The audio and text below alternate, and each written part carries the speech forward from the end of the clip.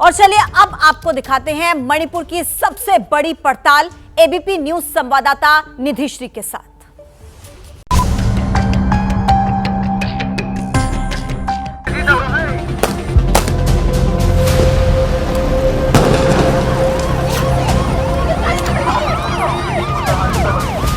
मैं इस वक्त मणिपुर में हूँ। देश का ये वही कोना है जो पिछले 82 दिनों से सुलग रहा है।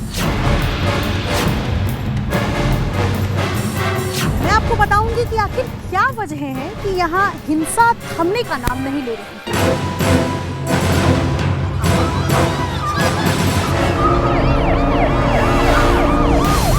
मैं आपको लेकर चलूंगी उस जगह पर जहाँ का एक एक लम्हा दिन से लेकर रात तक खौफ के साए में सिमटा होता। मैं आपको वो गवाही सुनवाऊंगी जो बताएगी कि आखिर सदियों से साथ रहने वाले मैतेई और कुकी आखिर क्यों एक दूसरे की जान के दुश्मन बन गए।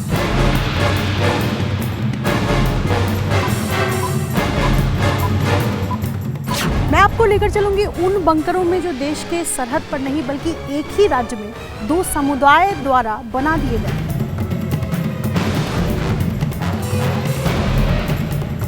हिंसा के लिए हथियार कौन दे रहा है, बारूद कौन बरसा रहा है, आशियाने कौन जला रहा है, इन सभी सवालों का जवाब आज आपको मिलेगा।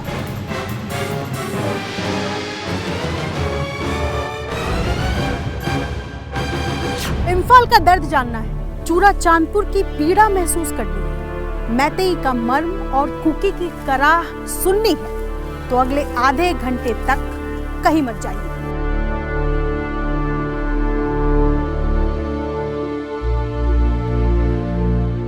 यकीन मानिए, हिंसा में सुलगते मणिपुर की एक एक हकीकत जो एबीपी न्यूज के कैमरे में कैद हुई है, उसका एक एक फ्रेम आपको हैरान कर देगा।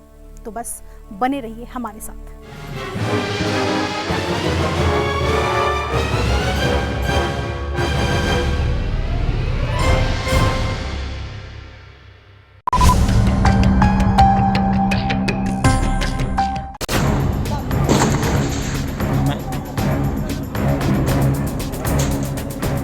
बारूदी धमाकों का शोर है, हर ओर है और ताबड़तोड़ गोलियों की बौछार के बीच जिंदगी लाचार है।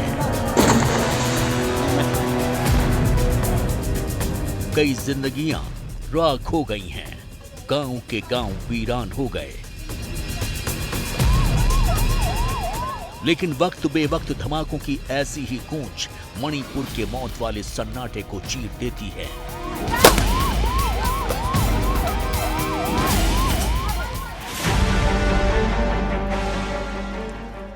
सवाल यह है कि मणिपुर में हिंसा का दौर खत्म क्यों नहीं हो रहा? कौन है जो रह रहकर देश के पूर्वी कोने को सुलगा रहा है? इन्हीं सवालों का जवाब इम्फाल से 63 किलोमीटर के फासले पर चूड़ा चांदपुर में ही मिल सकता था।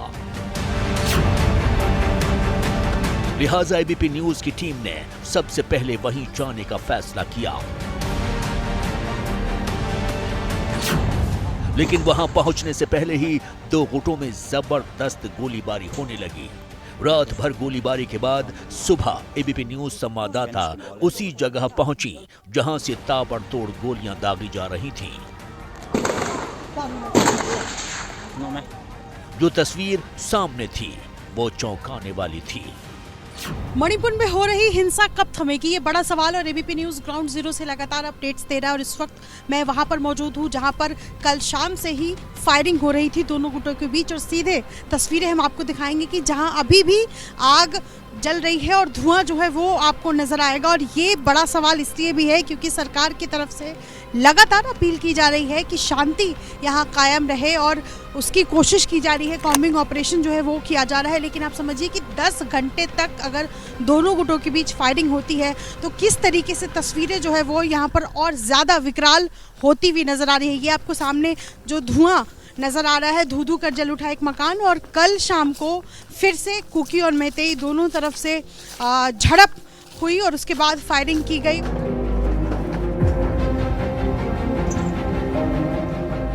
रात भर हुई गोलीबारी से पूरा गांव राख के ढेर में तब्दील नजर आ रहा था। कई घर और गाड़ियों से उठता हुआ धुआं बता रहा था कि दोनों तरफ से कितना बारूद बरसा है। लकड़ी के टुकड़े आपको नजर आ रहे होंगे और ये सभी जगह यहाँ पर कई गाड़ियों के निशान मैं देख सकती हूँ जिन गाड़ियों को जलाया गया है ये अभी भी गर्म है। आप समझ सकते हैं कि आग इस तरीके से जलाया गया ताकि इस मकसद से जलाया गया ताकि यहाँ कुछ भी ना बचे हो। और ये आपको तस्वीर नज़र आ रहा है। ऐसी स्थिति तब है जब यहाँ पर असम राइफल्स के जवान लगातार चप्पे चप्पे पर तैनात है, उसके बावजूद अगर फायरिंग हो रही है तो ये वाकई कई सवाल, कई तरह के इंतजामात जो सरकार की तरफ से किए गए हैं उस पर सवाल खड़े करती हुई नजर आती है। मौके का मंजर दो गुटों में खूनी रंजिश की गवाही दे रहा है। जलते आशियानों से उठता धुआं बुझते चूल्हों की कहानी बयान कर रहा था। ये जो मैं देख पा रही हूँ किसी का चूल्हा था, ये जल गया है। आग जब लगती है तो इसी तरीके से घर का सारा सामान उसकी जद में आ जाता है और ये जो चूल्हा यहाँ है ये उसी की गवाही देता हुआ नजर आ रहा है। इसके अलावा इस गाड़ी में भी मैं देख सकती हूँ उसको आगे के हिस्से में आग लगाया गया और ये अभी भी गर्म है। मणिपुर में 3 मई को हिंसा की शुरुआत चूड़ाचांदपुर जिले से हुई थी, जो इम्फाल के दक्षिण में करीब 63 किलोमीटर की दूरी पर है। इस जिले में कुकी आदिवासी ज्यादा हैं। हालात ये है कि कुकी और मैतेई गुटों ने अपने अपने इलाके बांट दिए हैं और दोनों तरफ से वक्त बेवक्त एक दूसरे पर फायरिंग करते रहते हैं।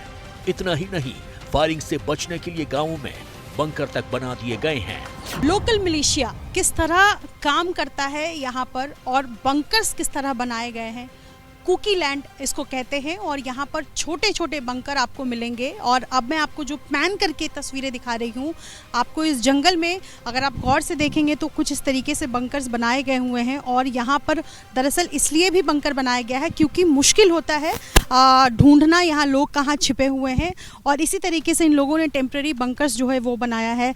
ये बिल्कुल टेरिटरी है इनका, ये इनका साम्राज्य है। यहाँ पर कोई भी नहीं घुसे, कोई घुसपैठिया यहाँ नहीं पहुँच सकता है और सब पर निगरानी रखी जाती है। ये इन्होंने एक लोकल तौर पर अपना एक टेक्निक अपनाया हुआ है और ये इसमें भी बंकर बने हुए हैं। ये हैरान करने वाला दृश्य था। जहां तक नजर पहुंची बंकर ही बंकर नजर आए, जिन्हें जेसीपी की मदद से खोद कर बनाया गया था। चारों तरफ बंदूकों के साथ कुकी समुदाय के लोग तैनात थे। सामने कमांडर था। मैं आपके बंकर जा सकती हूँ? ये इसको क्या मिट्टी को खोद के ऐसे बनाया है? How did you make it? With JCB. JCB का इस्तेमाल करके इस बंकर को खोदा है। क्या करते हैं आप लोग? किस तरह से खुद को प्रोटेक्ट करते हैं? हम लोग ना वो मणिपुर मैतेई लोग ने कमांडो के साथ वो बम भी लगाता है ना, इसलिए हम लोग ये खाली ये बंकर तो ये हम लोग प्रोटेक्शन नहीं कर सकता है। कभी बम लगाने से तो मुश्किल होता है, इसलिए हम लोग इधर का तन बनाता है ना, ये बना के कोई हम वो लोग बम बनाने से तो बम लगाने से तो हम लोग इधर जाके इधर दे दो। चूड़ाचांदपुर के इस इलाके में कुकी समुदाय के लोग रहते हैं, तो ठीक दूसरी तरफ मैतेई की बस्ती है। कुकी कमांडर बंकर के बारे में बता ही रहा था कि वॉकी टॉकी पर एक मैसेज आता है। ये टॉकी है और इस टॉकी का इस्तेमाल ये लोग करते हैं कि आसपास में जितने बंकर्स हैं उस बंकर में जो लोग इनके छुपे हुए हैं, जो कमांडेंट दूसरों को मैसेज देते हैं बाकी वॉलंटियर्स को, तो इसी वॉकी टॉकी का इस्तेमाल किया जाता है। और उसके बाद एक बंकर से दूसरे बंकर में कौन कहाँ है, किसको कब मूव करना है, किसको कब छिपना है, कब उधर से फायरिंग हो रही है और कितने बजे फायरिंग करनी है, कब स्टार्ट करना है, ये सारी जानकारी इसी वॉकी टॉकी के जरिए जो है वो दी जाती है। यकीन करना मुश्किल था कि देश के एक सूबे में सरहद जैसे हालात थे। आधुनिक हथियारों के साथ ही बाकायदा हर तरह के कम्युनिकेशन का इंतजाम किया गया था।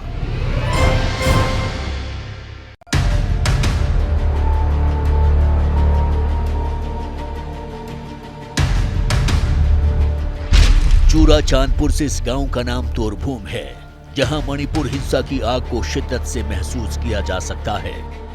2 महीने से हिंसा की आग में जलते हुए तोरभूम गांव पूरी तरह तबाह हो चुका है।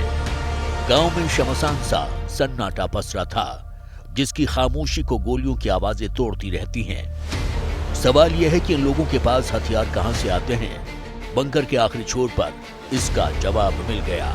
ग्राउंड जीरो पर मैं मौजूद हूं और जब मैं यहां पहुंची हूं तो मुझे एक बंकर में कई युवा दिखे हैं जिन्होंने हाथों में ये हथियार थामा हुआ है। Single barrel, double barrel guns इनके हाथ में हैं और ये बीते कई महीनों से इसी तरीके से जवाब देते हैं।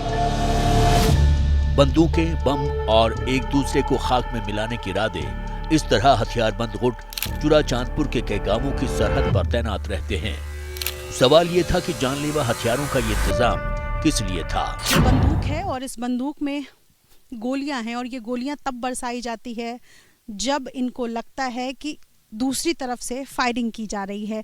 कुछ युवा साथी आपको नज़र आ रहे होंगे मणिपुर में, और जिस डिस्ट्रिक्ट में मैं मौजूद हूँ ये चूड़ाचांदपुर ज़िला है और यहाँ पर आपको ये बिल्कुल यंग लोग हैं, यंग हैं बिल्कुल, जिनको देश का भविष्य माना जाता है, वो अब बंदूक थामे हुए हैं, हथियार थामे हुए हैं। इसके पीछे वजह क्या है?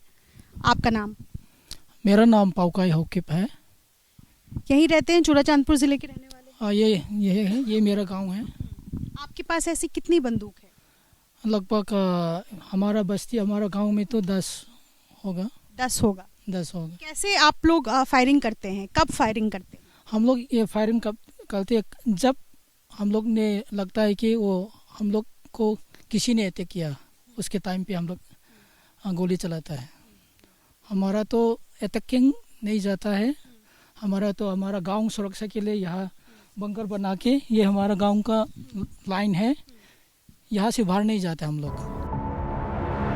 बताया गया कि हर गांव में इसी तरह हथियारबंद गुट तैनात रहते हैं जो दूसरी तरफ से गोलीबारी होने पर तुरंत जवाब देते हैं। 3 मई के बाद से ही यही हालत है। मैं यहाँ रहता हूँ। हमारा बंदूक कब थामा आपने? मैंने ये बंदूक थामा था कि तब ये लड़ाई हुआ था। डेट 3 मई। 3 मई को आप सभी यहाँ पर इकट्ठा हो गए, बंकर बनाया आप लोगों ने? बंकर तो डेट 5 कितने युवा साथी हैं आपके साथ और कैसे आप लोग ड्यूटी करते हैं, क्या करते हैं, मैं समझना चाहती हूँ। ये हमारा गांव का और हमारा एरिया का ये इनोसेंट वॉलंटियर है। कथा होके हम लोग ये रूटीन रोस्टर बनाता है, दिन में अलग, रात में अलग, ऐसे रोस्टर बना के ड्यूटी करता है। हर गांव में इसी तरह बंदूकें रखी गई हैं। गांव वालों ने बताया कि एक गांव में 15 से 20 राइफलें हैं। इतना ही नहीं, कारतूसों का जखीरा भी जमा किया गया है। सवाल ये था कि बार बार फायरिंग करने के लिए कारतूसों का जखीरा कहां से आता है। जवाब बेहद चौंकाने वाला था। ये आप मेरे हाथ में देखिए, ये रोल्स हैं, इसी तरीके के रोल्स बने हुए हैं और इन रोल्स को बंदूक में रखा जाता है और उसके बाद धाएं धाएं की आवाज़ आती है। ये रोल्स मान लीजिए अभी ख़त्म हो गया तो क्या करेंगे?